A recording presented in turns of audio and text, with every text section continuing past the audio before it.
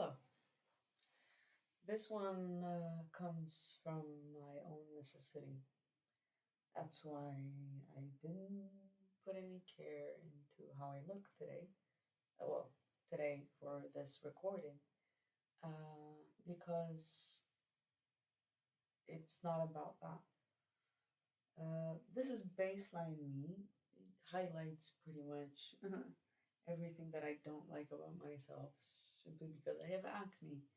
And you can't even see it that much because I'm far away, which I think of as an interesting. You can see when I do this because then you can see that my face is puffed up from it because it's an active infection.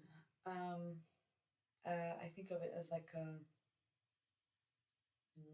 bittersweet, bittersweet maybe not, but like a bitter joke of uh, I look good. You just have to be far away from me, far away enough from me to be for me to be beautiful. Um, okay, I'll get closer. Oof. Yeah, I got cream on cream, hoping it will work, and it never does. For the past year, it hasn't worked. Nothing has worked. But that's not the point. The necessity that overcomes the shame of looking how I do comes from the fact that I'm struggling with disappointment with people. And I've had disenchantment as a word that's been very fitting in a descriptive manner for how I've been feeling about my place and what I surround myself with in life for the past month, over a month, a bit over a month now. But I've handled it well, and the disenchantment comes down to like the burst of the bubble of magic that I was hoping to exist about people and relationships that I have with them and that kind of stuff. Very vague, but that's because right now that's not the point. This is not a story about the disenchantment. This is a story about the disappointment. Hmm. I wonder etymologically, what does disappointment mean? Because I like disenchantment because it's then the enchantment and the lack of it and stuff like that. But the disappointment makes me think that maybe there's a point that I was hoping for and isn't. Hence the this. The disappointment comes down to the fact that I feel like I believe people. I believe what they say. I believe what they declare. I believe what they intend say that they intend to do, and it seems like in an almost recurring matter, they don't. Especially the people that I allow to get the closest to me. Now, I don't know if it's the fact that my standards are too high. I know that they are high. I keep them high for myself, and I have them high for others. I don't know if it's so bad that people enter my life and they all of a sudden, in my mind, have this like 2 week trial of how much they are behind what they actually speak. Mm. But I give a lot of hope and a lot of myself to the relationship. Mm. When speaking about the people that I care, I allowed myself to care about the most. Uh, I think of the people that I've considered in a relationship manner, romantically. And that line of people, back to back, has been disappointing every time.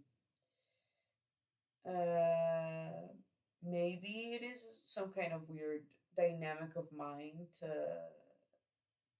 look for things with unavailable people or for people with whom it just would be difficult because they're far away or stuff like that. But then again, I the disappointment mainly comes from the fact that I know that I can follow up with my words. I am a ride or die kind. So if I find somebody in whom I see the potential of creating something, I don't see an obstacle impossible to overcome. Nothing. And even if realistically, physically, it's difficult for us to be together, yes, I can keep that in mind.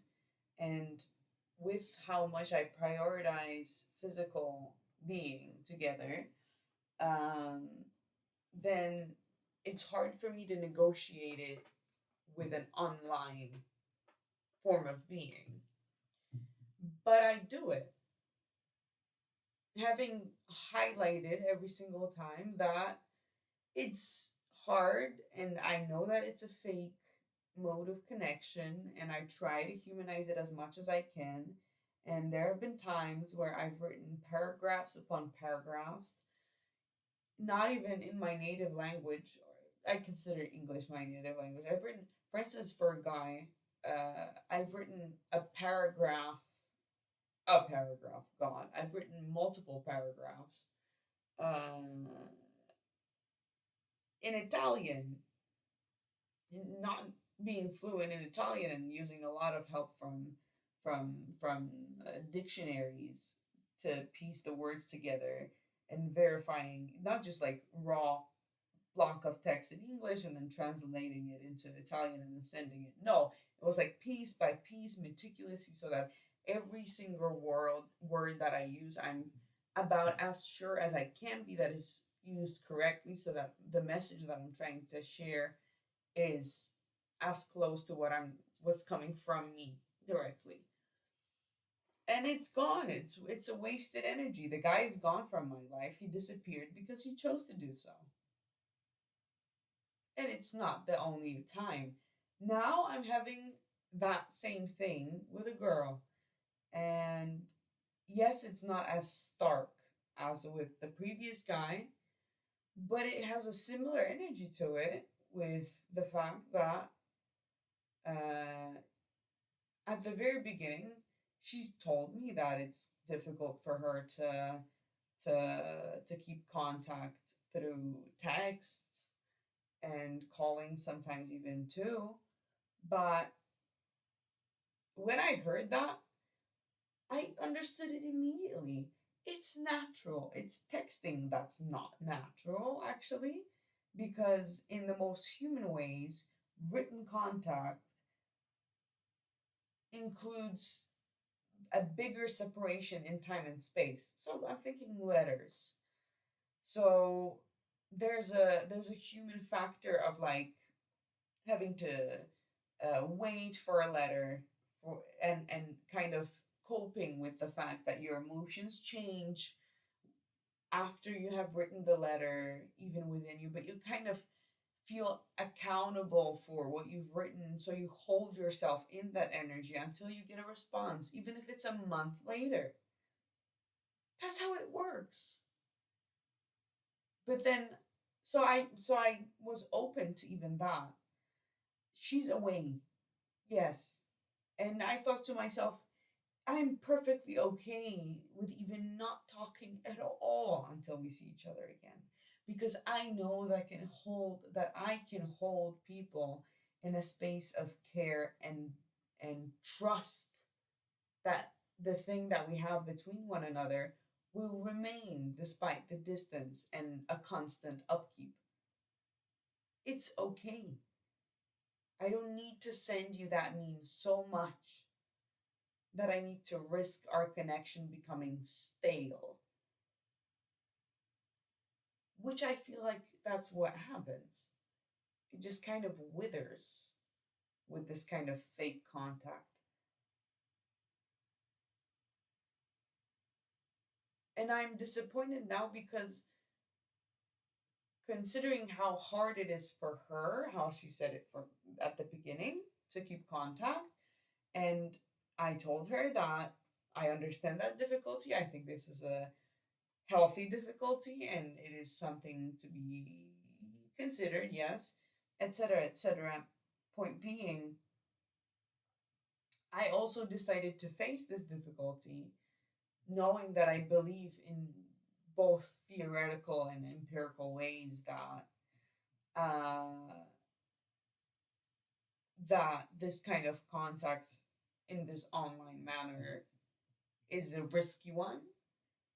I thought, okay, let's try. If you want to try, I'm also willing to put my part in it. So how the fuck did I end up in a situation where I'm waiting on a call she promised to make, and I've written to her and she hasn't responded anything? And I know things can happen. I know she could have dropped her phone in the toilet. I know it could have just died. I know she could be having the time of her life wherever she's right now. And she's simply not thinking about texting or using her phone at all. She could have also died. That's another thing, because that's the point here, that I'm left with nothing.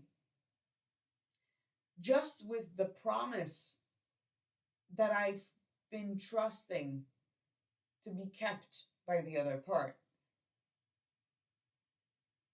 And there's nothing. I would have even understood a text of, hey, change of plans. I said I'd call, but there's so much happening and I want to be here for it. I don't know when. It doesn't have to be like I'll call you at some point. Then it would be my part to say, okay, I'm either okay with that or I'm not okay with that, and I'm most likely okay with it because that's how I am, and I'm very understanding towards that. And so I would be able to say, okay, I'll call you, or you can call me, or like we make a plan for the future. But instead, I'm left with nothing. Again, how does this keep happening?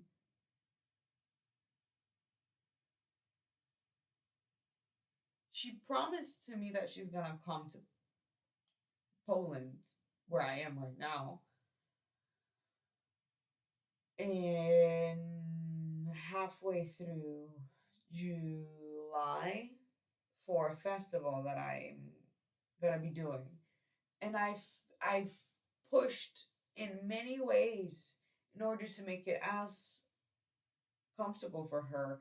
I've risked my, I know that it was a risk because it's a new relationship that I have with the artists from the festival that I will be collaborating with. And then I come with a, hey, can I add a person? Can I come with a friend? And I don't want to be seen as somebody who just grabs half of their family to come wherever they fucking go just because there's going to be free food and accommodation. But I know it can be understood like that. But from a place of honesty and just hope, pure hope, no expectations, I asked. And I asked multiple times, enough people, in order to make it happen, actually. So now she will have a place to stay. And it will be a fun fucking place to stay too. Because it will be with the artists. So it can be, I mean, seen as a great opportunity also to meet some amazing people. At least that's how I see it. There was even a perspective of her getting work there. That's how I am. I do. I say that I will do, and I do. I promise, and it happens. And if it has obstacles in the way, then I will move mountains to make it happen. Until, if it can't, then at least from myself, I can say that I did everything I could. I do things when I say that I'll do them. And for some reason, I keep being faced with people that don't. It's extra disappointing because I, like,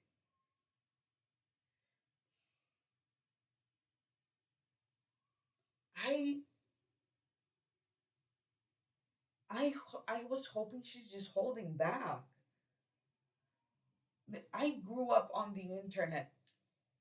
Period. I thought I was gonna add something to that, but no. I grew up on the internet. I grew up consuming media in broad ways. I also read a lot of fantasy books, novels, and stuff like that.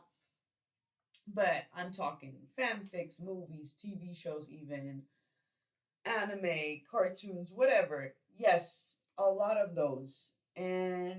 So I'm very conscious of the fact that they kind of warped my perspective on reality. But at the same time, I know that it's not like they were written by an alien. They were written by people who also have hopes of an exciting life. And now I've kind of moved into the part where I make that happen for myself. That kind of exciting life. I don't only read descriptions of it and daydream, Even though that's the kind of life that I was conditioned to be in. No, I decided that the same way that I can fantasize about knowing how to fight in a post-apocalyptic manner, in a post-apocalyptic context, the same way in this day and age with every conversation nowadays in this very, very, very alarmingly hot summer has been bumping against the topic of, or like even centered more so around the topic of it being too hot to fucking function. uh then I can see that there's a potential of a post-apocalyptic context already happening. But also, I was looking into post-apocalyptic LARPs. If I want to live like that, go do. It's there. It's right there. I follow up on things. And the same way that the other day, I was at a flea market and I was walking around and I was thinking to myself, why am I there exactly? Because it's not like I have the money for or money or space for antique furniture, so I can't just like buy things because they're pretty. I can't really buy small decorations either because it's not like I live anywhere for long enough to stay to make a house for myself and make it like cozy in that manner. I make the best out of what I have. You can see some bits and pieces, but I kind of tapped into something that was always something that I liked, which is knives actually. And I thought to myself, you know what? Why don't I go farther into this? Why don't I make this a passion of myself, or like a passion slash hobby? The same way people collect stamps or shit like that. Well, I could collect knives, and I already do. There's one knife. It's This one is actually it's hanging here. It's diving knife, as far as I know from when I bought it. I bought it for myself, for my 21st, I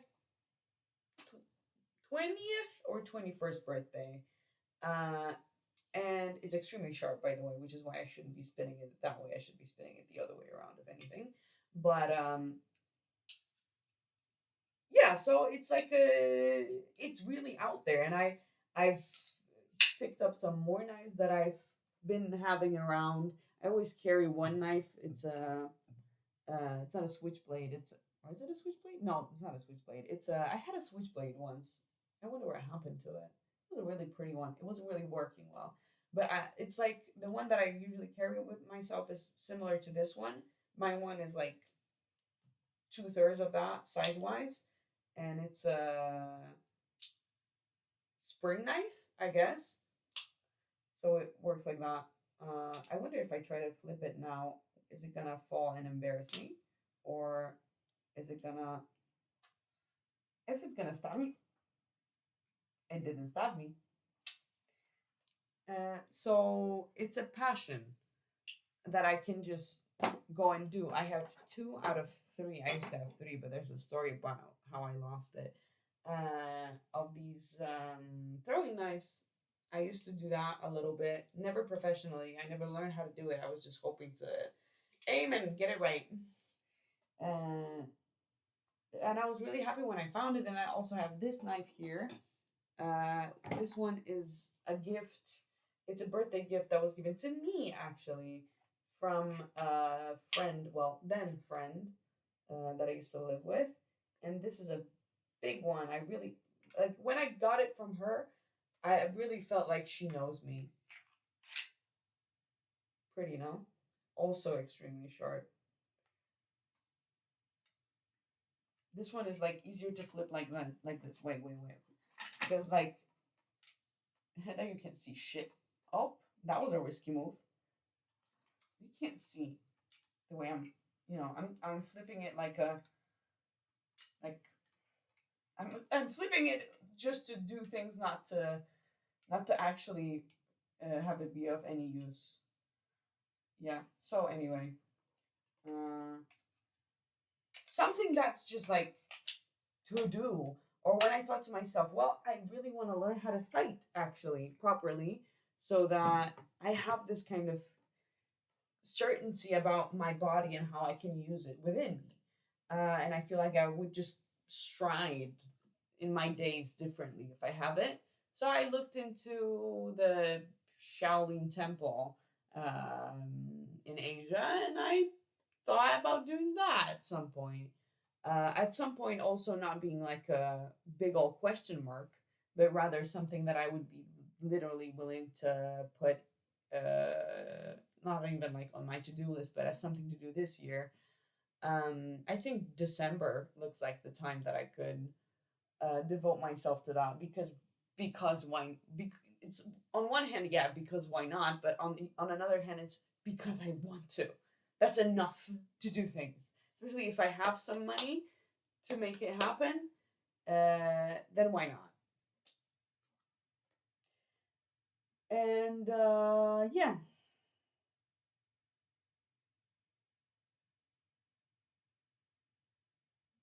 and I'm doing a lot of the things that I said that I would do. I mean, matter of fact, I'm doing even more. I don't want to do it from like a standpoint of like it's hard. No, it is hard. And I do it because it's possible. We can do hard things. We can do hard things.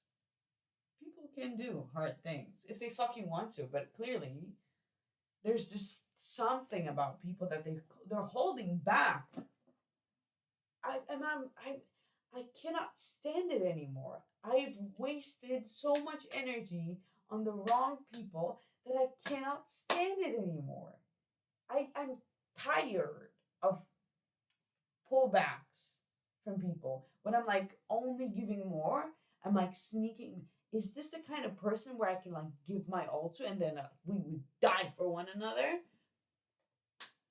That's the point in life. Jesus fucking Christ. If you want to live a safe life, go ahead. Out of my way then. Go then then don't be surprised if in my head I put you, if I separate people in two, then I would put you in the box of people that take rather than give, that just appear in life and go through it and then die at some point. I'm here to out of myself as much as I fucking can in any well, nowadays not in any fucking possible thing. I used to do that when I was volunteering like a crazy person in any possible field. Nowadays, no. I've been more picky about my endeavors, considering respect for myself and for my workshop, and for the fact that it's not like uh, that the same way, yes, we're equally useful. Every person on this planet Earth is equally useful in volunteering at a food shelter to like scoop the food and put it on the plate. But I have competences that would go to waste if that were to be the case. I know that I have uh, an unofficial yet efficient therapeutic workshop that can be used and can be put to use and that I enjoy putting to use, for instance.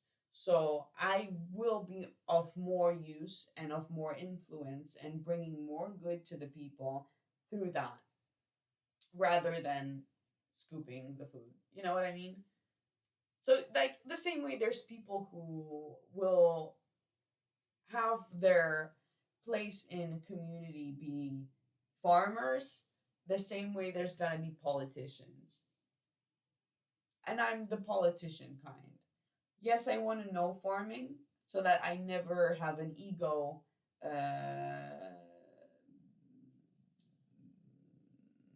I'm trying to find like a good description of what would happen with my ego. As in, like, I don't want my ego to blind me to other people and their values. But at the same time, I cannot disrespect the fact that I do other things and I do them well. So,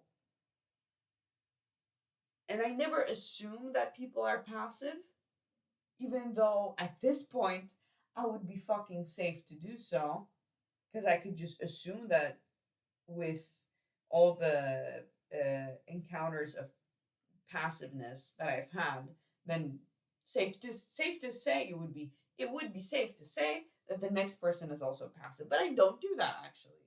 I always have this manage. I'm surprised that I do that. This is me being surprised right now now that I think about it. I always kind of approach people with this kind of every single time with this trust that they mean it. They mean the big things. They mean the hopes and dreams. And somehow I always, whenever I don't know what to talk about with somebody, I ask them about their hopes and dreams. In hopes that that's what they actually want to do. And I don't see how it's ridiculous of me to believe them. And I do. And then I get failed again. Hopefully until I won't be. Until I like actually hit a person who's like, you know what? Let's let's fucking do this. I have a friend like that. She's Czech. Her name is Baru, and she's the reason that I started making these recordings. Actually, I don't post them yet, but it's already like a step in the right direction for me. So I'm preparing for sleep in the meantime. So I'm taking off all of my jewelry. Uh, yeah, and but at the same time, she's also holding back in some ways. I think, and I'm just you know I've been saying it a lot these days, and it took a while for me to admit to it. And now I hope that when I say it out loud, I'm not like belying it, but rather manifesting it only more because I'm manifesting my own accountability for my words. I've been saying that I have the work ethic of a fucking horse. Underline the fucking. The fucking is not optional, it's actually crucial to the entire sentence. So I have the work ethic of a fucking horse. Matter of fact, I even changed my hair just because I said that. I thought to myself, why wouldn't I do it? I've been thinking about it. Let's do it. And I did it. Fucking hell. And sure, maybe, I don't know, maybe it's this kind of looseness of my brain that is comfortable doing these kinds of things because I know I have very deeply coded within me that there's nothing final in life until death, and even that one's optional if you're believing of anything. Me in my case, I don't fear death, like I said in the previous video, in the first video.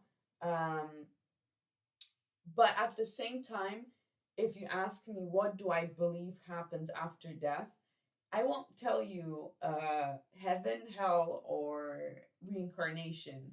I will tell you I don't know and I don't care. Why?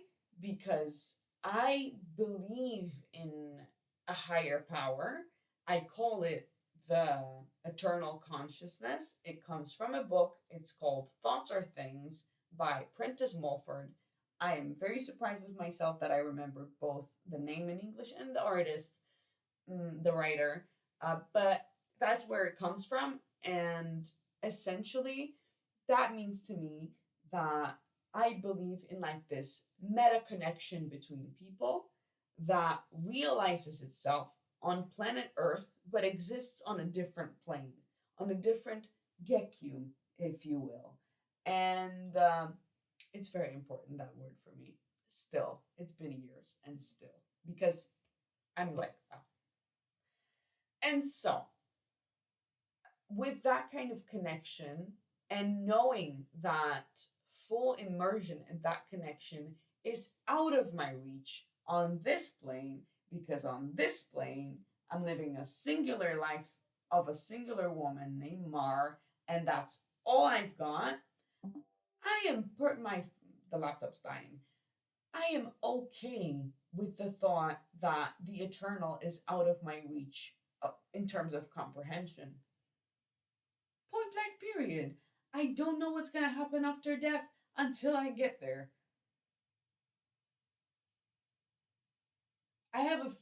If anything, with the amount of thought experiments that I've been doing about life before, uh, death before life, the existence before my life here, then I would say I would be like at a spawn point, like a checkpoint between planes, or like in a heaven of some kind, where I would lock in with all of my past lives, and I'd be like, well, what game do I have in front of me next? That's what I'm thinking, if anything. But with that being said, I am what's the word? Humility. So I am humble. I am humble about the limitations of my consciousness on this plane, in this body, in this brain. So I don't mind the fact that I don't know. What I do know is that there's a lot more things in my control here than it might seem, and they come from my engagement with other people with which I co-create the God that is the eternal consciousness. So when I talk to people, I talk to them directly, like I'm seeing God in them. And it works. And I don't speak from like a follower of God standpoint. I don't speak from like a prophet standpoint. I don't speak from a lowly servant standpoint. No, I speak from a God perspective. So it's a God to God conversation, and it's not like a pantheon of gods in a Greek or a Roman manner or any other pantheon. No, we're the same God. We're just different pieces. But the point is for us to be together, actually. So I know that we're gonna understand one another at some point. We're kind of playfully and happily doomed to do so. Maybe that's where I get my energy from after every disappointment. That at a certain point it will work. It has to. Even if I spend my entire life looking and I will never find, then I'll be like, okay, not in this lifetime then. But I know that I want to continue to look for it. And there's engaged people in this life. They just kind of don't exist within the planes that I function on. As in, my inner circles or outer even don't really have those kind of people. Which is why I'm thinking of how do I get as high up as possible at this point? I have an internship to do that can open a lot of. I have a paper that demands of me to do an internship, and I can just put it on the right fucking desk. And now I really want to put it on a desk that's as fucking high as I can aim. As in, like, if there was a desk of the president of the world, then that's where I would put the paper in. And I would say, I want to be your assistant because I am aspiring to be like you. But there's nobody like that as far as I know. I need to really like dig there. I'm because I really I need to aim for the fucking stars and not get not waste time on disappointment with people who aren't even trying to get there anyway. Because I also aim to get to the stars, not for the sake of the stars themselves, but in order to give more impact to the world. Because I know I can work on a bigger scale, I can handle bigger projects. I've done the small ones, yes. I've done kids' animations on at local festivities. I can handle that, but it doesn't fulfill me. And it doesn't cause as big of an impact as I believe I could do. So I'm trying to get as high up as possible, even if I fall, even if I fail, even if at my internship with the president of the world, I find out that this is definitely not for me, then I prefer to scale down rather than inch my way up. I need to get as high up there and then see what happens. And then if I have to scale down with the knowledge that I've done the most I could have.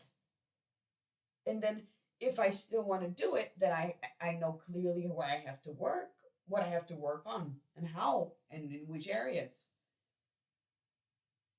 And if I don't, and there's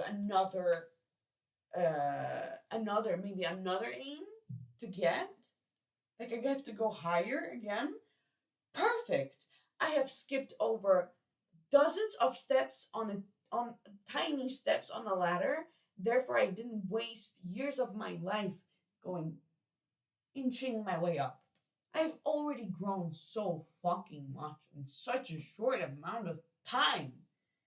Jesus fucking Christ. And I'm not planning on slowing down. And going back, so that I don't go past 40 minutes, going back, I'm surprised that I've been talking for 40 minutes. I feel like I'm only talking about two things, which is why I'm going back to the first point of maybe I am a difficult person because I have a pace and I have goals, ambitions, and things to fucking do.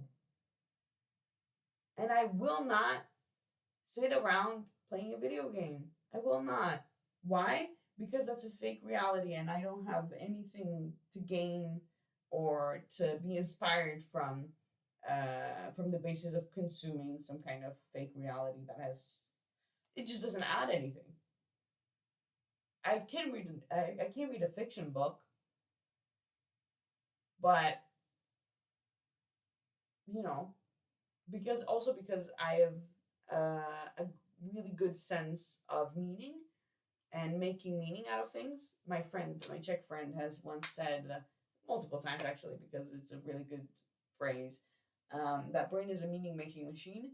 Well, mine is dialed up, like up there, so I can make everything meaningful. And at the same time, I see that as a mission, as a responsibility to face the difficult things, add meaning to them, and then spread that meaning to others so that they have power that they didn't initially have instead of fear of the difficult things. Big things. And I'm not scaling down. And I'm not wasting time. I'm not. I have my drive. Luckily, it's eternal. That's it. Do I feel better? Yes. Yeah, I've distanced myself from the disappointment a little bit, I would say. And yeah, I will probably crash a few more times from tiredness about my drive, but I'll keep going. I just do.